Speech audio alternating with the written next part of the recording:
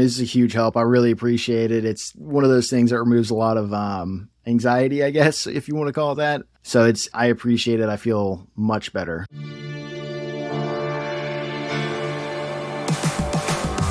This is On Camera, On Brand, a show for professionals who want to look good on camera, but don't have the time or expertise to turn their office into a Hollywood studio.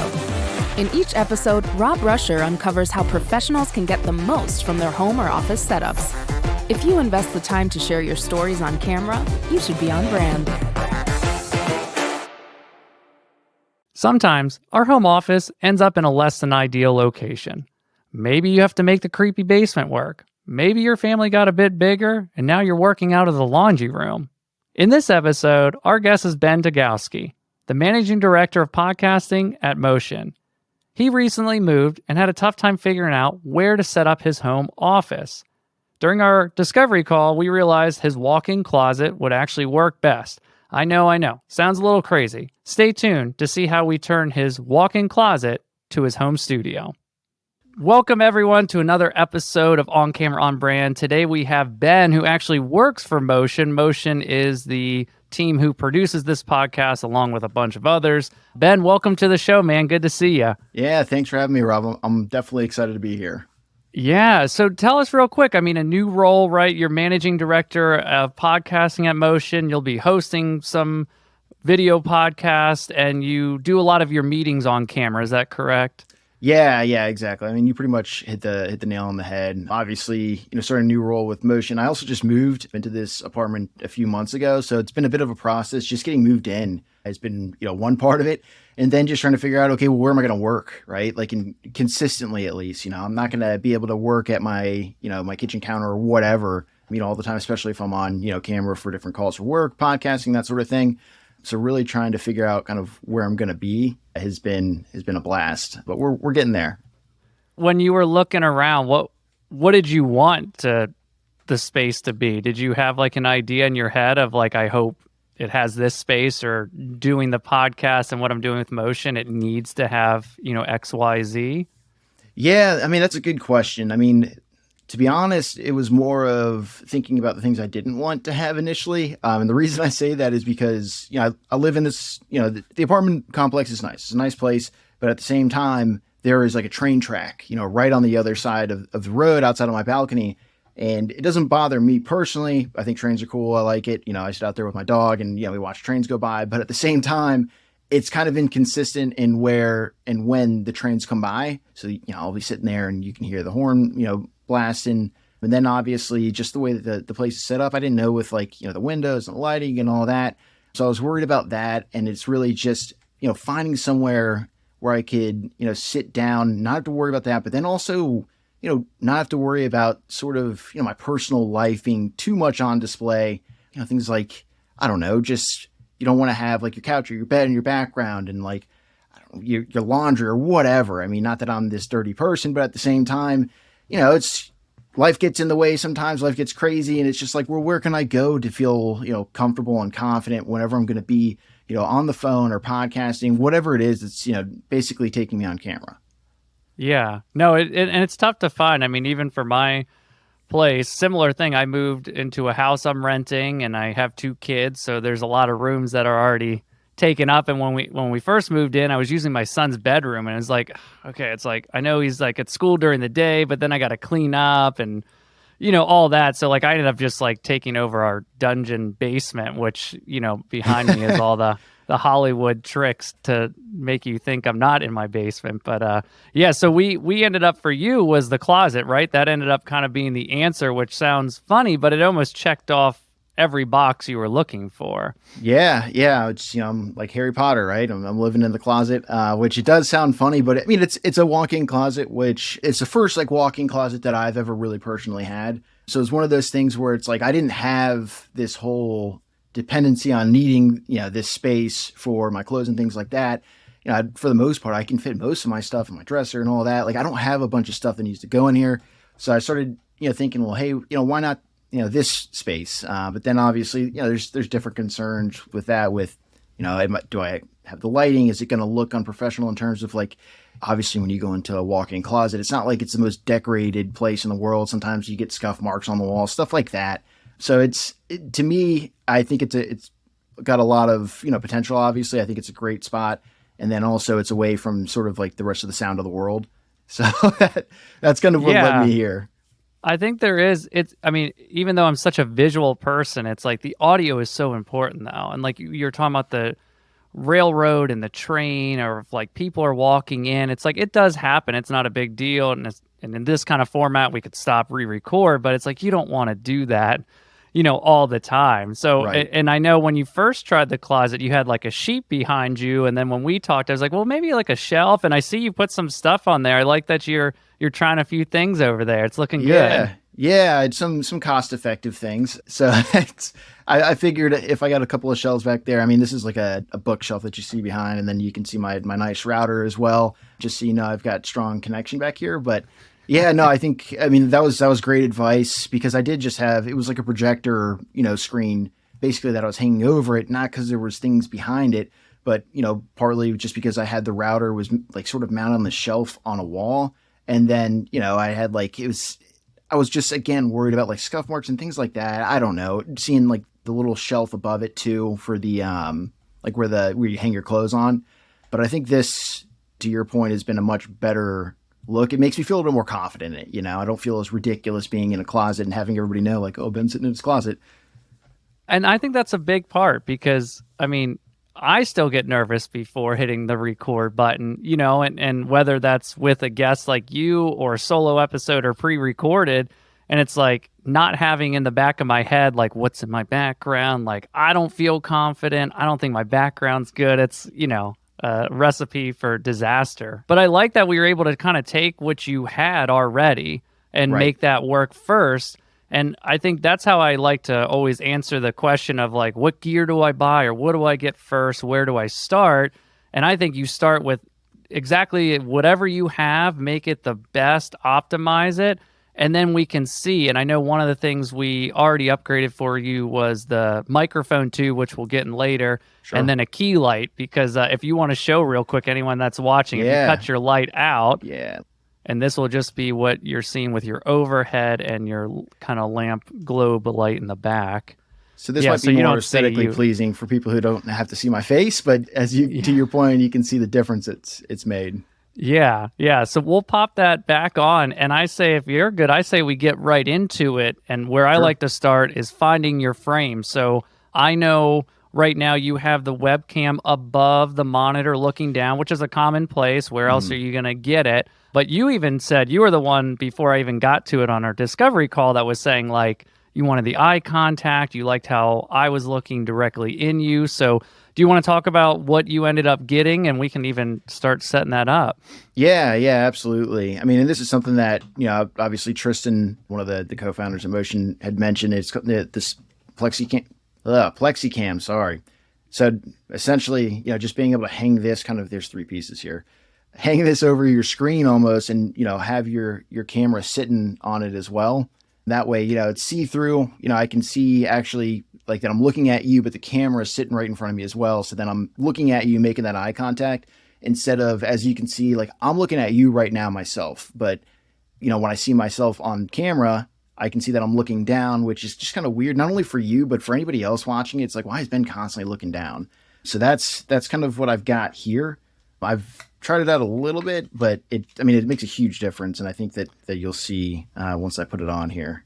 Yeah. And as you can start setting that up. We can always cut around if we need to. But no, I do love how simple those are. And those that aren't watching or seeing it, it's basically, I think, like a 1.5 inch wide piece of plexiglass clear that, I don't know, there's different sizes depending if a laptop or a monitor that will go down your screen maybe about 9 inches. And then they have a laptop or smaller one, that goes a little bit less. And then, like Ben said, you just see right through it. And there's a lot of teleprompting software apps you can use. I use one called Vodium, so like podium, but with a V.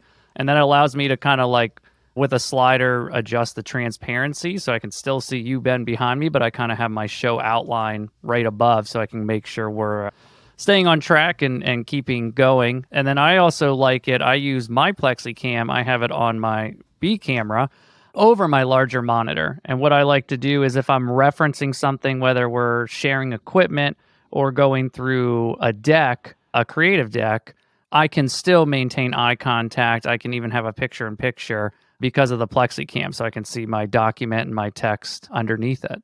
Okay, so we took a quick break. Ben got his camera mounted on, unplugged, replugged, stopped recording, started recording. Tech issues are figured out. We're all good. Okay, so how are you feeling with this now? Is that how close you kind of sit to the screen? Do you sit back, or what's comfortable for you? Yeah, I mean, I have terrible posture in general, which is something I've been trying to work on. But no, this is typically how close I like to sit. Nice. I think that it just makes things easier for everybody. Yeah. Okay. So I'm liking that. I like the eye level. We're not so high looking down, and not that it's a bad look, but for whatever reason, it just immediately makes me think of like gamers and Twitch and stuff, you know? Yeah. So I just feel like this has that more interview style, and I think for the target audience is a little bit more fitting than that. What I would like to look at is if you panned, I guess it would be right, like if we tried to get less of the door and more of the shelf you had in there. If you're able to pan the camera on the just move it a little bit here mount. like this. Yeah. All right. Yeah, go a little less of the door. There we go. Like this? Okay. More? Yeah. I do like the light thing you have going. Yeah, go a little less. Split the difference. So if you go a little bit less, like I don't mind seeing the light, like that, right in there. We'll start with that. I know we have the poles and stuff there. We might adjust you there. I'd almost think one thing you could do is push yourself more like into the corner. See how you have the corner between the other side. Other side, okay. Yeah, and then that way see, I just think getting that a little bit. You trying to get me out of frame?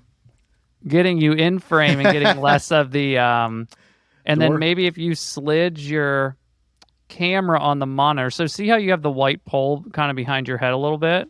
This guy? From so if you were to slide your camera on the monitor, one direction will move that away from your head. It's just hard because we're like mirrored in reverse. But this way? Yeah, there we go. Yeah, that's a little better. Yeah, so if you did that, and then you would kind of pan towards the door. Because I think seeing the door is going to be better than having that white come out of the back of your head. Like this or more? Yeah, let's see. I think you should be a little more centered. That's what, so maybe, that's going to be, I'm trying to think for podcasting and for the content you want, it's easier to, cut those one by ones if you're centered in frame a little bit. So maybe it's actually moving the opposite way. Maybe it's you sliding your chair so you're like squared up right in front of your like that, and then go ahead and slide the camera to kind of compensate for that move that you did. This way or the other way? Slide towards the door. So you're left. Yeah, there you go. And then now go ahead and pan left a little bit, and we can adjust that lamp and stuff you have too. Yeah. Okay. To me, that's feeling better. What I would think is let's see if we can lower the camera a little bit, slide that camera down just a bit. And there's also these things called like ball heads that you can kind of screw in, and then it can adjust like the tilt also. That gives you a little bit more flexibility, but we'll get there. Takes a little toying around sometimes. So sort of like with the mount that it came on, sort of like that. Yeah, and maybe you can not. Maybe a little bit. I think I know what you mean with the that ball won't work, but we'll get there. So. No, this is getting there. Did you install the Elgato Facecam is the one you got, the 1080 version. Did you install the Camera Hub software at all? Yes, I do. Okay. Yeah, do you want to open that up? So the nice thing about these webcams versus like, the built-in Apple is you get all the manual controls, which is huge. You can even zoom in on the Facecam a little bit. That's kind of what I want to look at. And then we can play with the camera settings in a little bit once we get your kind of light in a position. All right. So I have that up. I've got the zoom set at 150. Is your light on, your key light on? Yeah, I think part of the problem is I moved the monitor up a little bit while I was doing this just because it made it easier for me to get the eye level. So I don't know if I just need to move the light up as well. Yeah, we can do that. What I would say is let's just get the light. We don't have to like reposition, make it perfect, but let's make sure it's like hitting you first, and then I can start tweaking some of the other lights. Okay. So go ahead and yeah, slide go ahead and that do up. that. Go ahead and slide that up. No All worries. right. I'm going to have to stand up. So I know it's a physical day. I'm sorry for anyone that this is the truth. If you work with me or you come on the show, you're gonna get a little workout sometimes. So apologies. At least we're not moving all your furniture around today. yeah, Save that for another time. that's a good thing for me. And then I can also brighten it. I don't know if I need to brighten it. Yeah, is it tilted down? Like if you're looking at the light, does it look like it's hitting on you? No, We it can looks like I also- need to tilt it up. Yeah, let's go ahead and try that. Without blinding yourself, you can kind of look right in the direction and make sure it's kind of hitting right on you. Okay, there we go. We're getting a little better. Do I need to lower it now? Yeah, maybe. You know, the other thing, before we do that too much, go in the camera software, Yep. and we want to make sure all the auto stuff is turned off. Okay. Like the exposure Yeah. So we want to manual everything. and the white balance. Yeah. All right. Oh, look at that. So there you go. So what is your key light set at? Was that like 5600 or 5000 Kelvin? Let me see. If you go on the top bar, the control center, it'll kind of show. The first thing is the temperature, and then below it is the brightness. 3,000. Yeah, so go up to like 5400. 56 is daylight, but on these lights, I've noticed a little tint change, so I do it a little different. 54. Okay, that's 54 Okay. for the top And then one, right? let's turn off the overhead light too. You have a light overhead, right? Yeah, and then I guess go ahead and turn off the backlight too if that's an easy thing. And we'll just focus on what the lighting's doing for here. Okay, cool. Yeah, I can tell the temperature's a little bit better. And then with your light, let's go ahead. Are you at 100% on that light? No. Yeah, let's check. Yeah, keep going. Okay, so that's 100. Yeah, so I can tell, and we'll tweak it a little bit just from where the shadows are dropping. I can tell that the light is pretty high. So you might have to play, and we can come back to it a little bit, but there might be a sweet spot of maybe lowering your monitor. You said your monitor can change the height or something. Yes, I can. Do you want me to Is go there ahead a and- way? Yeah, if you can, maybe just a couple inches, and then I would say if we're still doing minor tweaks, we'll come back to that just for the sake of the podcast episode and people listening, especially those not watching. All right. Does Okay, that help? cool. And then do you think can the light come down too, or is that with the light? Yeah, let's draw. Yeah, I would put. Yeah, I mean, kind of the light could go just right above your monitor, and then that should hopefully give a little more on you. So seems like it's like that's right getting way above. better. That's Okay. getting way better. Okay, so and then we'll say to like 9. Okay, so we're definitely getting. I think we're getting what we want out of the key light with your camera settings in the camera hub. Can you bring up the one thing I noticed? The contrast is always crazy on that face cam. You could bring that down to like 20 or 30% under picture. So in the camera That's at hub 20. settings. Okay, okay, there we go. And then saturation, leave that there. If it's at like 50%, I think is the default. Well, it's at 40. I'll just put it at 50 just so That's fine. Yeah. And then what's your zoom at? I should have started with It's that. set The at zoom. 150. I think that was the Okay, cool. default as well. What's like what's like 120 look like? I was just gonna see the range. I think that's gonna be pretty good. So you don't want to see too much. Although, if you bump in a little bit, I wonder if there is something you could do with that top rack. Like if you I've got like bump back in a little bit, almost in between where you were and with that. So maybe like and then what's one more click? Is that where you were already? I think Or it is was that- at. So this is what I. Go one was click at? out. Okay. That feels kind of good. And then can you slide the plexicam just down a little bit on the mount? Yes. A little bit?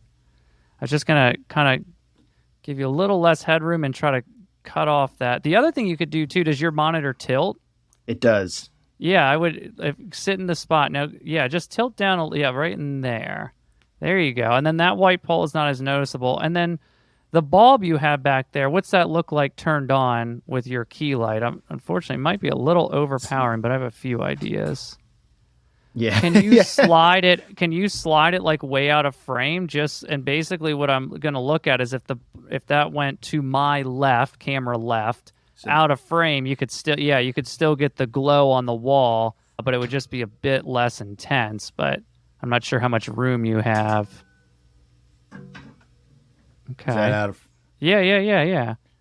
We can kind of judge it up a little bit, but as you can see, that's kind of what it would be if you had like a soft lamp. Like the ones behind me are just little RGB bulbs, and then you can slide. So I wonder, I mean, you could get something for that light. I Yeah. thought was cool with the glass, and it kind of has a similar hanging effect, that I'm trying to do over here.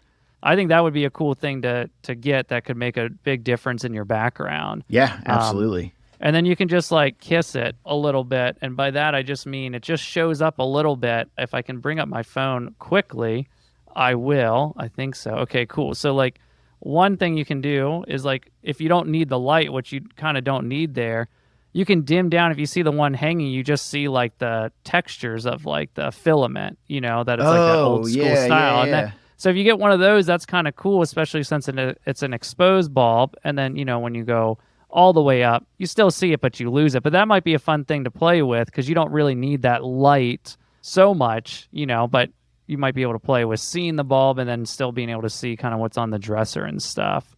Even those neon lights are kind of neat too. I don't know if you've ever looked at like the strip lights, like since those are so cheap now, they even have them at like Lowe's and Home Depot. You might be able to do something to get a little color in the background. Yeah, I Um, mean, absolutely, I'm more than happy to do that. I think I thought about something similar, but I didn't know. I figured I'd just wait for this to see what you said. Yeah, totally. And I mean, I think it's good to have options. Like, and since we've talked, this background's changed quite a bit. And right now, just to let people know, it's not paint, it's just paper backdrop paper. It's whatever the roll. And I just cut it and put it there. And I think you might even have enough room for a green screen. I know we talked about that as an Yep. option too, which is great. So, I mean, right now, from where we started to now, I think is a pretty big difference. Before we move on to mic positioning, this is one thing, and I've actually learned this as I've been helping more people and working with clients, but one thing I found is really important for people is to have a clean workspace. It's one thing to look great on camera, but if you can't still utilize your desk as you need to, it's not always going to work, and it's going to make it harder to hit that record button and go. So before we move on to audio and microphone positioning, is there anything that's bothering you on your desk or anything you want to address, or do you feel pretty good? I Like, do you mean, feel like you can look at me and your monitor and still kind of do the work you do on your calls? yeah, I mean, I think so. I think the biggest thing that's going to come into play, which we might talk about next, is like the mic positioning. And what I say by that is like the actual arm of the mic. It's kind of where my mouse is, like right underneath of it, if that makes sense. So it's almost like I've got this cord that comes down, and I just keep bumping into it. But outside of that, I mean, my desk for the most part, I keep pretty clean. Great. Yeah, I mean, that's the one thing I like, and I know there's other brands, but the one reason I recommended Elgato for you and that I use for their lights is the desk mounts, I think, are just so great, and it's like minimalistic. It doesn't take up any room. You don't even really notice the light is like on your desk, which I think works out really well. Okay, yeah, so the microphone, you got the Shure MV7. Yes. So the cool thing about that is it's both USB and XLR. So we're going to go with just the USB. Is that what you're using already now that we've been hearing you through? Yeah. Perfect. Nice. Have you noticed a big difference from the Yeti you had before? Or are you still playing around with it? I mean, I'm still playing around with it, but I mean, I got to be honest, like at least for what I hear back, at least, in my head, it seems like it's a lot better. I'm excited about it, but at the same time, I just haven't played around with it as much. I was kind of waiting for this as well. I figured, I could sit there and try to trick myself and think that I'm getting there, and then we'll talk to you and realize like, you're doing it all wrong. No, dude, it sounds good. That's why I figured it was that and not the Yeti. So how do you have it positioned now? Do you have like the mic arm? Is it just the single stand or? No, so I got this, I don't know if you can see. So I got like the boom arm here set up, and I have it on the side of my desk, but I just kind of like, I clamped it so that my desk is like weird. It's got like, the way it's set up, it can't clamp on necessarily everywhere as well. So I actually had to get a new clamp, and I put that on, but then where I can actually position it, I'm not exactly sure where that needs to be in terms of like with my monitor set up and my laptop. to be able so it's not interfering with like hitting the monitor basically as I move it around, and then also Yeah. being able to be close enough to my face to where you can, hear me. Yeah, that's the tough. I mean, and that's, to be honest, I think it is a little bit of testing and playing, because on the podcast, I don't mind the mic being in the shot, even covering my mouth, just because I want to make sure we're recording clean audio. Sure. But if I was doing like a work call, I would just back it up and turn on the gain a little bit, just so we could have that, clear sight. So it's almost like I do two positions, and then I even have a microphone overhead. The problem with that, as soon as any of the air kicks on, a dog running around upstairs, Right. hitting my desk, it picks up all of that. So with the mic and the arm, is there a better position to stay out of your way if it was higher or lower for you? Maybe higher. And basically what I mean by that is, like, see how mine's like a little tilted up? I like that because it stays out of the way. The one downside is if you breathe out with your nose, you might not always notice it. You'll get some of that, but that's not a big concern for me. And then the other way is just a little bit higher. So do you want to just show me in screen, how close can you get the microphone to your face now with the way it's clamped down? Is this what you're asking? Yeah. Okay. Yeah. Like right, I can get it closer. Yeah. No, that looks, yeah. And do you hear this difference in sound too? Yeah, a lot. It's like you kind of have to find that happy middle, because when you're farther away, I look better. The microphone's not blocking, but when I'm here, I'm filling up the whole sound. It's like your voice just becomes so much fuller. So, I mean, almost, I wonder if there's a happy middle, and then later there's ways you can play with like the pop filter, and you could even try without the pop filter. Those are great. But if you have the microphone just a few inches away anyways, if you're not like radio right into it, Sure. you're not really going to pop as much because it's going to be broken up. I learned that from one of my audio friends. If you haven't checked out the Kyle Hutman episode, that was great. I had him, he came to my dining room, and I was like, all right, Kyle, tell me how to do it the best. You're the best sound engineer I know. Teach That's me all awesome. your Yeah. secrets. Yeah. I'll have to give that one a listen. And then actually another person I had, Chris, I was doing it was an episode that just went out, and he's a sound recordist also. I mean, he does producing, but he has a background in like recording music and stuff. And he was telling me about like the line of sight. So it's almost like if you look at the microphone, and especially these dynamic condenser mics like you have, it's going to be right in the center on the top. So it's like as you're positioning it, see if your, mouth to the microphone was a string. Is there a line there as you're talking? Oh. So it's almost like that's how you find the angle. So That's why I almost turn my head a little bit as I'm talking to you. That way I'm cleared, but going from here to talking to you here, do you see how much of a difference that makes? Yeah, I mean, that's crazy. I'm just turning my head here. What is that, like 3 inches, 15 degrees? It's that's the downside of these microphones. They're not made to like move around, and they're radio microphones or voice microphones. So, but the advantage is when you do nail it, these will sound the best. Yeah, I mean, it sounds good. And that's the thing. Like, to be honest, I don't actually mind the pop filter in it. I'm sure there's ways you could kind of decorate the background, on that top, I guess, to your right. Right here? And then, somewhere in there. And then you play with that gooseneck of the pop filter, or try without the pop filter. I mean, personally, I would try without it first. Okay. And if you find yourself, like, popping a lot and, hearing those, like, hard impacts with certain letters, then I would put it back in. But again, I think that could kind of clean up, and then you can kind of play with it in terms of that. But that sounds great. I mean, that's maybe we should have started with audio in the beginning. Not that you sounded bad. I would have said something, but thanks. It gives me like the Home Improvement Wilson kind of look, Yeah. Oh yeah, dude, you should do that. That could be your whole. Is that the podcast? If you talk about like hardware, you might be able to pull it off. If it was like a Home Depot podcast, you could do the Wilson. There's an idea, right? Oh, that's too good. That's too good. Yeah, man. No, that's great. And then, like I said, I'll change it depending on what I'm filming, what I'm on camera for. Again, if I think if it's for a consulting session, it's like, obviously audio is important, but like, I think it's more important to have the face-to-face interaction, Sure. And I'll monitor what I'm doing and making sure it sounds okay. And then for podcasting, even video podcasting, audio just still seems to be what is important in terms of if you think of what gets you to skip content the quickest, video content, for me, it's bad sound. If I'm Right. watching something, whether it's on my phone or computer, and I can't really hear you, or the levels go, we have all been there when we're watching TV, you barely can hear them talk, and then it blasts a commercial in your face. It's like those podcasts you hear, that's like the guest is real quiet, and then they're real loud. It's like, oh my gosh. I was like, I can't do that. Absolutely. I mean, it drives me crazy. It used to happen all the time when you watch, like the Super Bowl, for example, and there'd be one commercial that's all of a sudden it's just louder than the rest of it. And it's just, I know exactly what you mean. It drives you nuts. Yeah, and it's like with so much out there, I remember someone telling me they were trying to not argue, but we were discussing the topic, and they were saying, well, if the content's strong enough, I was like, well, what about radio? Like, think of when you listened to radio back in the day in a car. If your favorite song came on and it was scratchy and you barely could heard it, at least me, I just ended up skipping it and being bummed that I couldn't hear the song Yes. I wanted to listen to. Exactly.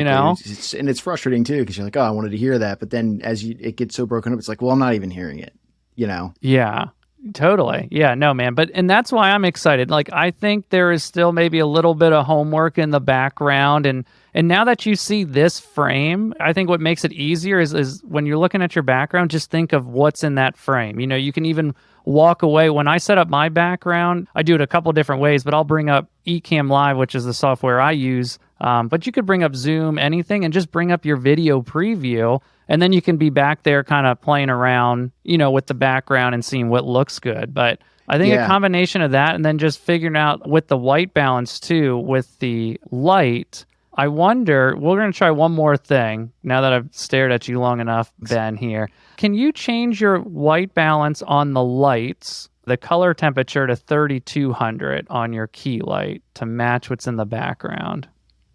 And then you'll see you're going to turn like a little red and orange, but don't you worry. Then on the temperature of the Camera Hub app, the Elgato's app, go down to 3200 on that. And then when you get close, we can kind of season to taste. Ooh, I hear your train. You weren't kidding. It's not that bad though, but I just heard it because we weren't talking.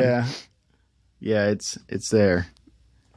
Okay, there we go. All right, so now we're going a little blue. So then with the Camera Hub app, let's go ahead and slide that just a little warmer. All right. So we'll go a little, like maybe it's like 3,800 or something like that. Oh yeah, see, it's going in between. All right, we'll find it. Go to 3,400 on that, on the Camera Hub one. And this is a tough thing too. So if anyone's listening to this and has struggled with white balance, it is hard on these webcams because you're kind of guessing. Where the camera I'm using is a Sony FX3, so I literally just will hold a white card in front of my face. I set the lights to the temperature I think look good, get it close, and then I have the camera do the rest. I really wish these webcams would have that feature, like a way you could like do a white card, it could capture it. Yeah. And basically what that does is it's telling the sensor, the camera sensor, even software, if you want to think of it that way, that this is what white is, and then from that shapes, that's how the image gets color balance. But yeah, you can see there's a little bit plain, and I think even if we can get more light on your face with the key light too to separate from the background, but I think it's a combination of getting that light to get you as much as possible, get as much as that light. You can, and don't be afraid, you could even have it right behind the webcam, a little over, or if you want to have a little shape, you can just put it slightly on the side.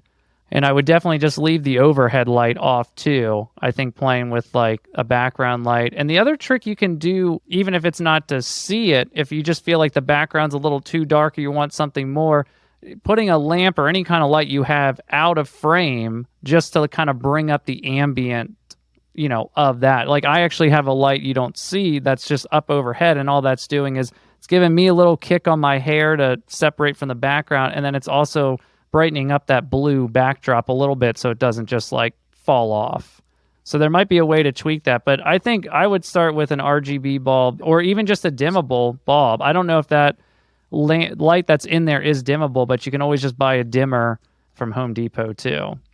Gotcha. Yeah, I have some dimmable bulbs, I believe. I don't know if it'll work in there. I can definitely figure that out. I thought about that the other day, but I literally just no, it's cool though. Brought this one in here just because I kept, with the overhead light, I was like, this got to be something better, which I think this is slightly better, but I agree that we're still not where we want to be.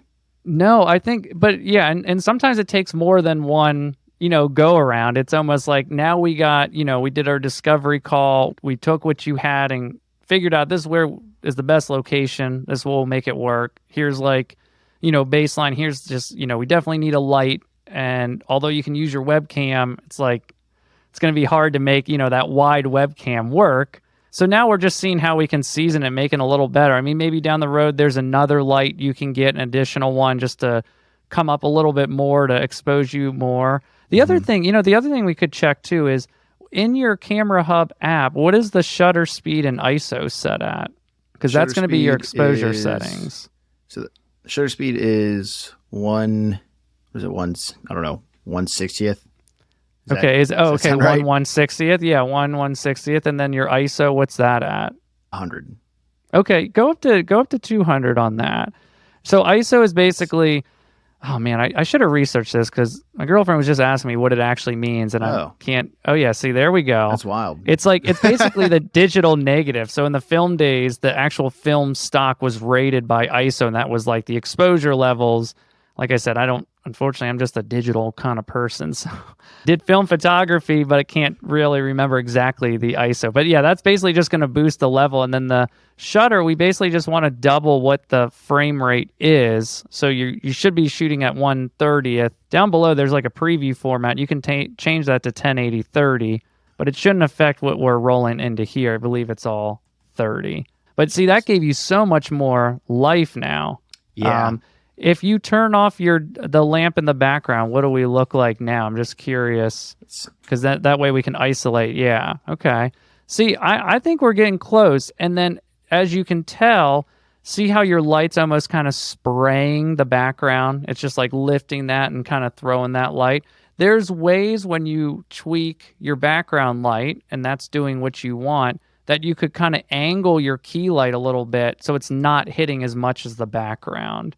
And that's just a way to help kind of create depth. And that's why I want you to get a light that can change colors, because another good trick, if you're in a small room to separate yourself, is light the background a slightly different color. It doesn't have to be like neon unless that's what you're going for, but like I just like to have tungsten behind me, and then I am all daylight. So that just gives you a little bit of depth that kind of helps break it apart.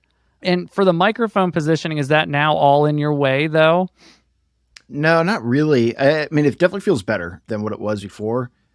I think the biggest thing is like this might just be as simple as like sliding my keyboard a little bit to the left, but it's just, if I have to type and especially use like the number pad, which I can't imagine that I'd use too much in these scenarios, then it gets a little bit difficult. But I also just need to figure out how to, and I've got like these little clips or whatever that I need to basically clip some of the cords or the wiring up a little bit. So then I'm not, like the power cord, for example, for the Shure, like that hangs down a little bit, and that's just because I just haven't basically it's just a little fine tuning. Exactly. So like little stuff like that, but I mean, this really isn't. This is much better than kind of what I thought and what we started at, I think. Yeah, and I mean the white balance right now, if you look at like your skin tone, like to me that looks accurate. At least on here, it's not too much of this orange or yellow push, and you can play with the saturation here and there a little bit, but no, man, I think that's looking way better than we started. And I think, like you said, you can play with the microphone positioning and just think of how can this still sound good technically, like all these pieces perform, but I can still have my whole space to type. And I don't know if you've tried this, maybe you need to be on the computer for some of the calls, but when I'm on calls now, unless I'm referencing a screen, I do all my notes by hand now. I found that's just like, it's not as loud. It's, the desk doesn't shake or anything. And then so I have like my keyboard just below my microphone. And then to the right here, I have notes. So I can just easily, quickly, take notes and reference. It's so funny you say that because I actually got a, what do they call it? A Kindle Scribe. Okay. So then I like writing. I like writing notes. I've just always been that way in college. Big into journalism, all that. So that's where I kind of got used to it. So it's almost like a security blanket as well. But that's typically what I do is I use either a notepad or that Scribe, which I think you're right. I think that will be a lot better. So that I'm not just, I'm not sitting there trying to look for my keyboard. But the other side of it is you don't have to hear me typing. Yeah, that's what kind of got me at first. It was that, and then just it shook the desk just enough, that bothered me. So have you noticed that on this? I've noticed that recently that I've like every once in a while when I'm on camera that the desk will start shaking because I can see the camera. So I don't know if you've noticed that on this, but that is definitely it's I haven't been an noticed issue. I haven't noticed it on yours. Yeah, Okay, good. I'm curious. It's I think it's kind of the monitor, and that's why my other camera's on a tripod behind my desk. I just had enough room to do that, so Gotcha. that helps. So yeah, the last thing I'll say too, because I'm glad we're good with the lighting, and you'll definitely have to keep following up so we can track the progress here. Yeah. But the bookshelf, the one thing you could check out too is see how it's kind of like behind your head, coming out of your head for the height.